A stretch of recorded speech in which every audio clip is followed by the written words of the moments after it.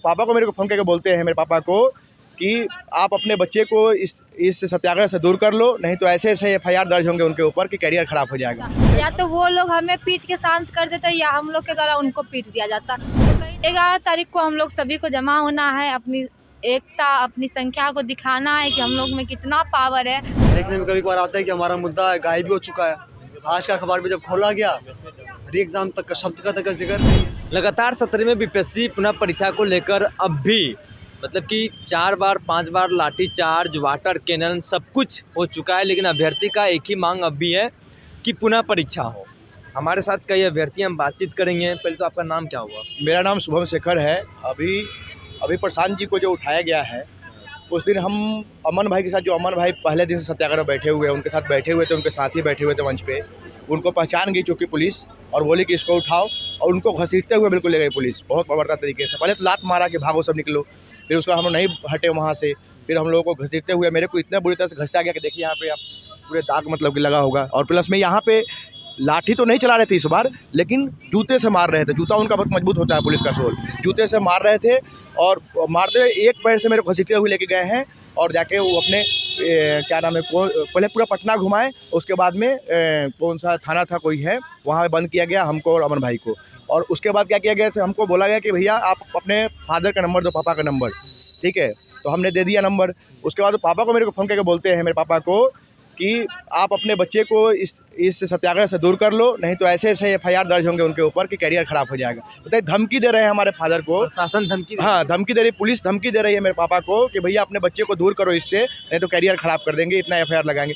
तो मतलब कुल मिलाकर के इस आंदोलन को कमजोर करने की कोशिश किया जा रहा है। पहले भी देखे होंगे कि ये भी सवाल खड़े होने लगे कि प्रशांत किशोर आए इसलिए आंदोलन कमजोर हो गया, नहीं तो अभ्यर्थी का आंदोलन बहुत बेहतर तरीके से चल रहा है। अरे भैया, हम लोग 9 दिन से जब भूख हड़ताल में बैठे हुए थे सत्यम भाई, तो कौन, या फिर जो भी उनके साथ अभ्यर्थी बैठे हुए थे, कोई पूछने वाला नहीं था भाई। प्रशांत किशोर आए हैं तो नेशनल मीडिया में चल तो रहा है, दबाव तो बन रहा है, प्रेशर तो बन रहा है। अरे भाई, पप्पू यादव आए ना, राहुल गांधी आए ना, कोई तो हमारा काम करवाए, सबका स्वागत है ना।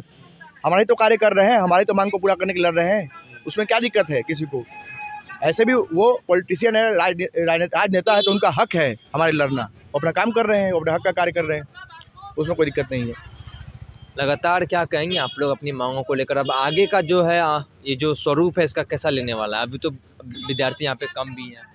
देखिए, सत्याग्रह का जो स्वरूप है वही रहेगा, शांति ही हम लोग अपनाएंगे और अहिंसात्मक रूप से ही, हिंसा का हम लोग प्रयोग नहीं करेंगे। अगर हिंसा का प्रयोग करते तो आज 22वां दिन नहीं होता। या तो वो लोग हमें पीट के शांत कर देते या हम लोग के द्वारा उनको पीट दिया जाता। तो कहीं ना कहीं हमारा जो अभी तक का मार्ग है, अहिंसात्मक मार्ग है, हम लोग उसी को अपनाएंगे। लेकिन ये है कि हमें अब कुछ नहीं, अपनी संख्या, अपना एकता दिखानी होगी। स्टूडेंट को अब एक प्लेटफॉर्म पे आना ही होगा। अगर आप अभी नहीं आओगे तो भविष्य में कुछ नहीं होने वाला है। बस पढ़ाई करने से नहीं होना, पढ़ाई के साथ साथ अगर अपने अधिकार के लिए नहीं लड़ोगे तो अब इतना जान लीजिए कि अधिकार कभी भी मांगने से नहीं मिलता है, उसको छीनना पड़ता है। तो कहीं ना कहीं अभी छीनने का टाइम, हम ये नहीं बोल रहे मारपीट करके छीनना। अब अपनी संख्या दिखा के अगर आप एक हो जाओगे ना, अपनी एकता दिखा दोगे, अपनी संख्या दिखा दोगे ना, उसी का बहुत बड़ा इम्पैक्ट पड़ेगा सरकार पे या जिस पे भी हो।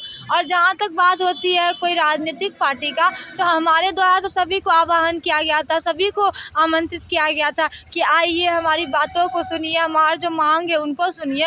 लेकिन कोई आए, कोई एक दिन का खाना दे के गए, कोई आए थोड़ी देर बैठे चले गए। लेकिन क्या हम लोग का क्या, हम लोग तो 9 दिन से 10 दिन, आज 22वां दिन हम लोग तो ऐसे ही पड़े हुए हैं। तो आप बताइए, और कहीं भी अगर सरकार की, हम लोग का मेन लड़ाई सरकार से हो गई है।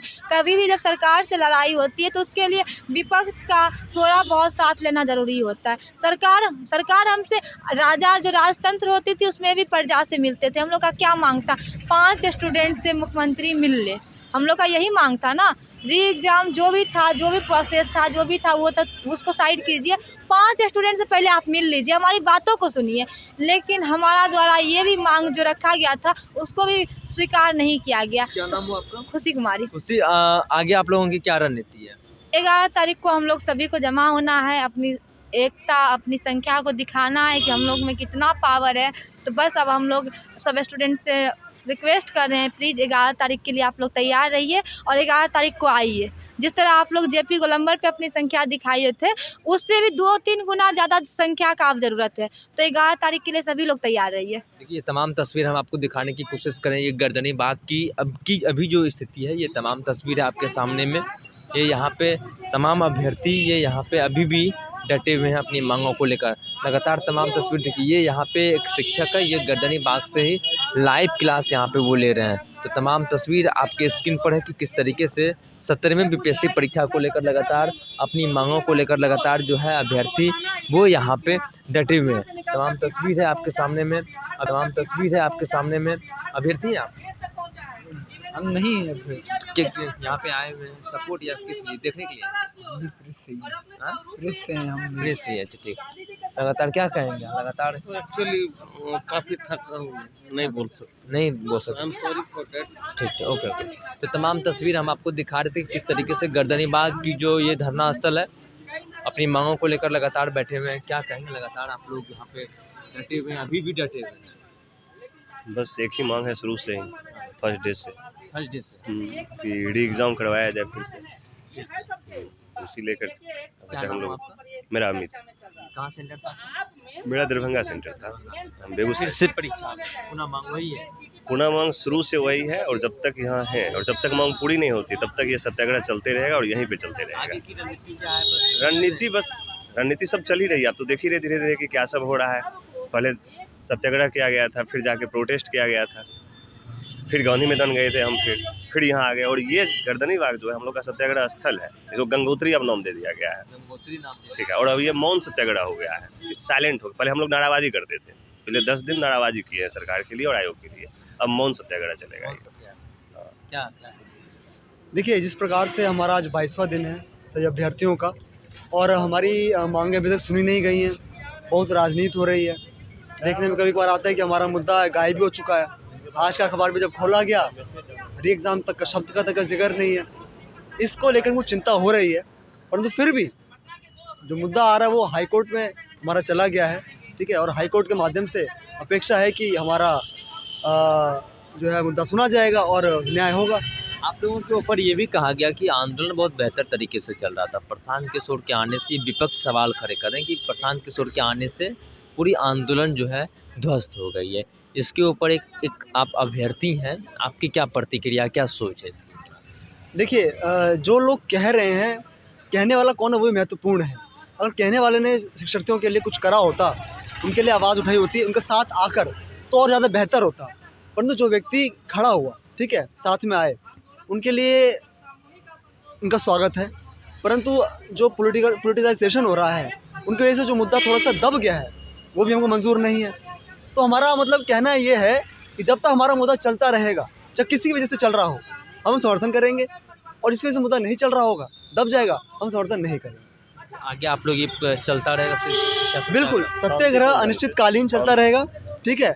और सर, सत्य की लड़ाई है, सत्य की लड़ाई में हमेशा समय लगता है, और हम लोग लड़ रहे हैं यहाँ पर, बिल्कुल डटे हुए हैं। और ये आंदोलन सिर्फ बीपीएससी छात्र का नहीं है ना भैया, कितने देखो ना आप, हर एग्जाम में तो पेपर लीक होता ही है। बच्चे हम लोग पढ़ के मेहनत करते हैं और एग्जाम देने के लिए तैयारी करते हैं, और वहाँ पे होता क्या है, बड़े बड़े लोगों का बच्चे क्या करते हैं, पेपर खरीद लेते हैं लीक होने के बाद, या सीट खरीद करके और अधिकारी बन जाते हैं। हम लोग तो हरदम मर रहे हैं ना। ये तो सारे स्टूडेंटों की लड़ाई है, पूरे विद्यार्थियों की लड़ाई है। सबको मैं आपके चैनल के माध्यम से कहना चाहूँगा कि सब आइए और इसमें सहयोग कीजिए। आज कहीं ना कहीं मेरे को उस दिन घसटा गया है, प्रशांत किशोर के साथ वो सा हुआ है, तो कहीं ना कहीं स्टूडेंटों का भी इसमें कमी है। कमल में बैठ के करते हैं, ट्वीट करते हैं, वहाँ पे कमेंट कर रहे हैं, लेकिन आ नहीं रहे हैं। आइए आप लोग अपना जनसंख्या दिखाइए, समर्थन दीजिए, तभी जाके कुछ लड़ाई मजबूत हो पाएगा। सबकी लड़ाई है ये। फिर से ये जो शिक्षा सत्याग्रह, ये जो आंदोलन चल रहा है गर्दनी बाग में, फिर से एक बड़ा स्वरूप लेने वाला है, क्योंकि अभ्यर्थी लगातार यहाँ पे अब एक एक करके पहुँचते नजर आ रहे हैं। अभी भी अभ्यर्थी की यहाँ संख्या है और अभ्यर्थी अपनी मांगों को लेकर लगातार गर्दनी बाग धरना स्थल पर एक एक करके पहुँचते नजर आ रहे हैं। तमाम अपडेट के लिए बनी रही फर्स्ट ईयर झारखंड पर। मैसेज पढ़ना। नेताजी सुभाष मेडिकल कॉलेज एवं हॉस्पिटल लेकर आए हैं गर्भवती महिलाओं के लिए निःशुल्क डिलीवरी की सुविधा। हाई रिस्क प्रेगनेंसी के साथ छोटे बच्चों का रखरखाव एवं NICU की सुविधा उपलब्ध है। बच्चेदानी का ऑपरेशन, दूरबीन विधि से सभी प्रकार के ऑपरेशन एवं OPD की सुविधा न्यूनतम दर पर प्राप्त करें। NSMCH, अम्हारा, बेहटा, पटना।